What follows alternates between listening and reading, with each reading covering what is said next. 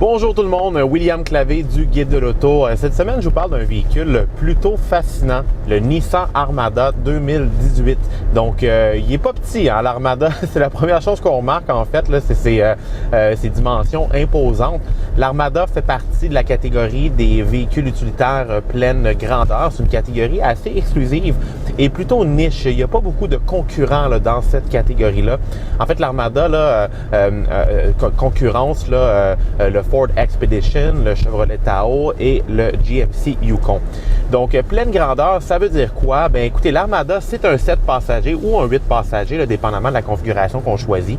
Donc, très semblable là, à un VUS conventionnel comme un Honda Pilot, un Nissan Pathfinder ou un Mazda CX-9. Toutefois, il est monté sur le principe d'un cadre en acier, un peu comme une camionnette, là, ce qui veut dire que sous sa carrosserie de véhicule utilitaire, on a un vrai camion. Donc, ce que ça veut dire, c'est qu'on a une capacité de remorquage beaucoup plus élevé qu'un véhicule utilitaire conventionnel. Par exemple, on compare avec le Nissan Pathfinder, on parle d'une capacité de remorquage d'environ 5000-5500 livres. Mais avec l'Armada, là, on peut tirer jusqu'à 8500 livres. Écoutez, c'est énorme. On parle vraiment là, d'une remorque à chevaux ou un gros bateau. En fait, l'Armada, jusqu'à récemment, là, était le véhicule de sa catégorie qui offrait la plus grande capacité de remorquage. Il vient tout juste d'être détrôné par le Ford Expedition, le tout nouveau qui vient de sortir. Je pense que l'Expedition, c'est 8700 livres, mais écoutez, l'Armada demeure quand même là, un des plus forts. Donc, sous le capot, on a un seul moteur de disponible, un V8, un gros V8, un 5.6 litres de 390 chevaux et 280 livres-pieds de couple. La seule boîte à vitesse proposée est une automatique à 7 rapports, excusez-moi. Et je vous avoue être assez épaté par les performances de ce camion-là, malgré sa taille et son poids. Sur papier, là, on nous parle d'une accélération de 0 à 100 km/h de 6 secondes. Écoutez, ça se compare à une Volkswagen Golf GTI, donc impressionnant pour un gros bonhomme comme celui-ci. Et je trouve que les reprises sont bonnes. C'est un moteur qui est animé, qui est réveillé, qui fait un beau son. Il est prime. La boîte automatique rétrograde rapidement. Donc là-dessus, au niveau de la mécanique, j'ai rien à dire. Pour le reste, au niveau de la conduite, ben, l'Armada, c'est un véhicule qui est confortable et silencieux. Le modèle que j'ai à l'essai, c'est la version Platinum Reserve, qui est la version la plus équipée de l'Armada. Il se détaille 77 000 $. Oui, vous avez bien entendu, 7,7 avec un prix de départ de 65 000 $. Donc, c'est pas donné, mais il est quand même tout de même moins cher, moins dispendieux là, que son homologue Infiniti. L'Infiniti QX80, on sait qu'il existe une version plus luxueuse de ce bolide-là. Donc, le QX80 commence à 75 000 $ et il monte là, jusqu'à presque 100 000 $. Donc, habitacle silencieux, confortable. Toutefois, je vous avoue que l'Armada est un petit peu rudimentaire, surtout si on le compare là, à sa concurrence américaine. Après ma barre, on a un tableau de bord qui est très de base. On a l'impression d'être dans un véhicule qui date d'une autre génération. Même chose au niveau du système infodivertissement. On a une interface qui est largement dépassée.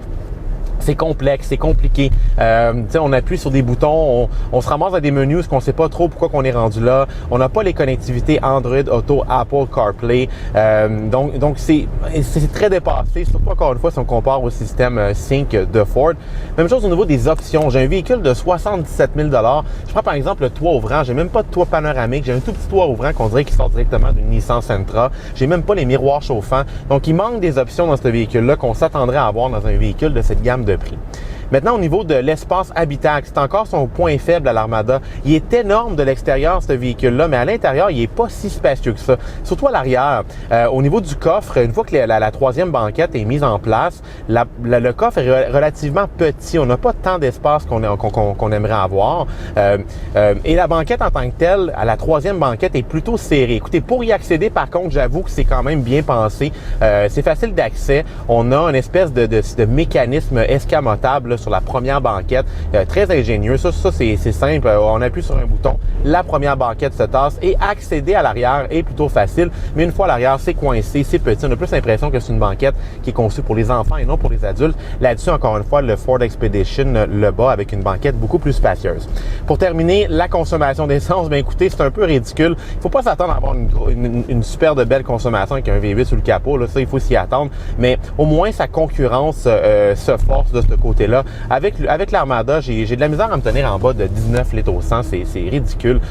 On compare même un GMC Yukon là, avec un gros 6.2 litres sous le capot, il va chercher du 14, du 13, même du 12 litres au 100 dans certains cas. Donc là-dessus, l'Armada est encore dépassée. Donc un véhicule qui demeure relativement primitif, mais est-ce que ça dérange? Je crois pas, parce que le créneau est tellement niche, il y a tellement peu de gens qui s'en achètent des véhicules comme ça, et les consommateurs qui s'en cherchent, c'est pas compliqué, ils ont les moyens d'en acheter un premièrement, et les éléments qu'ils recherchent sont très de base. On a besoin d'avoir de la place, on a besoin d'avoir un camion qui est puissant et qui est fort pour tirer un bateau, une roulotte ou une remorque, et on a besoin d'avoir de la place en masse pour embarquer et trimballer les enfants. L'Armada livre la marchandise sur ce côté-là, et au niveau de son moteur, je suis pas mal sûr qu'il va durer très longtemps. C'est un moteur qui a déjà fait ses preuves là, dans la gamme Nissan Infiniti.